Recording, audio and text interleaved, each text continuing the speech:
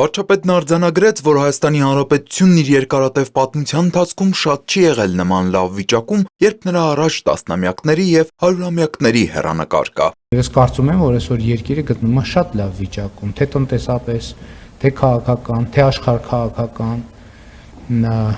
եւ բոլոր առումներով,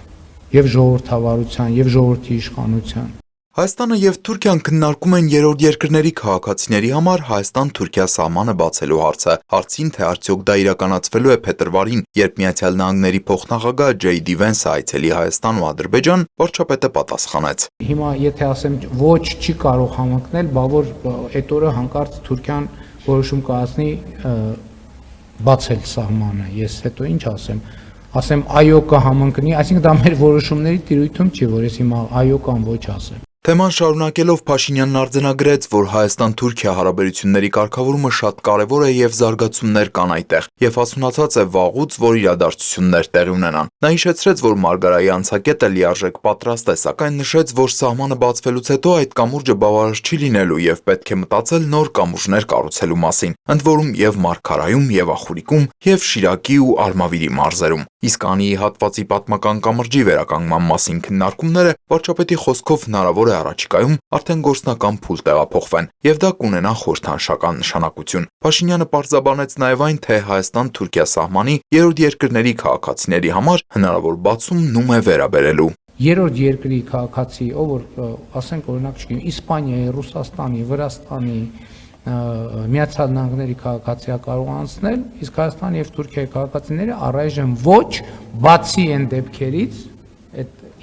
երբ ունեն դիվանագիտական ազնագիր։ Ադրբեջանի եւ Թուրքիայի հատվածում երկաթգծերը Ռուսաստանի մասնակցությամբ վերականգնելու հարցին ի պատասխան վարչապետը նշեց, որ Հայաստանը ոչ միայն պատրաստակամ է, այլև ուզում է գործակցել Ռուսաստանի Դաշնության գործընկերների հետ, որպեսզի տարածաշրջանային կապուղիների ապաշրջափակման թեմայով երկու երկրների գործակցությունը խորացվի։ Նա նաեւ հայտնեց, որ Հայաստանը գրավոր դիմել է եւ ընդհանուր առմամբ դրական ազդակներ ստացվում են։ Հունվարին երևի, նախորդ չէ, այս ամիս Հայաստանի եւ Ադրբեջանի ներկայացուցիչները այցելեցին երկաթուղու երասխ սադարակ հատված, դրա մասին հաղորդագրություն եղավ, այսինքն պրոցեսները գնում են եւ մենք չենք կարող ուղղակի պրոցեսները տարածաշրջանային կանգնեցնել եւ հույս ունենք, որ Ռուսաստանի Դաշնության մեր գործընկերները չեն հապաղի։ Նույնը վերաբերվում է Ախուրիկի հատվածին։ Իսկ եթե Ռուսաստանի Դաշնության գործընկերներն ինչ-ինչ պատճառներով չցանկանան այդ ներդրումն իրականացնել, ապա մենք այդ հատվածները հետ կվերցնենք եւ մենք ինքներս կանենք։ Շանթ հեռուստաընկերության դիտարկմանը, որ Հայաստանն այս տարի հյուրընկալելու է կենսաբազմազանության կողմերի համաժողովը COP17-ը, ինչը ենթադրում է նաև նոր բնապահպանական ծրագրերի իրականացում, արդյոք կոնկրետ ծրագրեր կամ ներդրումային նախաձեռնություններ են նախատեսվում Սևանա լիճ թափվող կոյուաջրերի եւ աղտոտման խնդիրը համակարգային կերպով լուծելու համար։ Փաշինյանը հետեւյալը նշեց. Գիտեք, շատ ցավոտ հարց եք բարձրացնում եւ գործնականում, եթե չսխալվեմ, մի քանի օր առաջ ես այդ թեմայով փոխվարչապետ Խաչատրյանին եւ շրջակա միջավայրի նախարարին կոնկրետ հանձնարարական եմ տվել։ Ես խնդիր եմ դրել, որ մենք պետք է շատ կոնկրետ եւ լուրջ զբաղվենք այդ հարցով, որովհետեւ մենք չենք կարող այլևս այդ հարցը շրջանցել եւ կարծում եմ, որ առաջիկա տարիներին մենք կոնկրետ զարգացումներ կունենանք։ Շատ մեր ռազմավարական հարցերից մեկն է, լուծումները ուշանում են եւ մենք պետք է ընդհուպ արդեն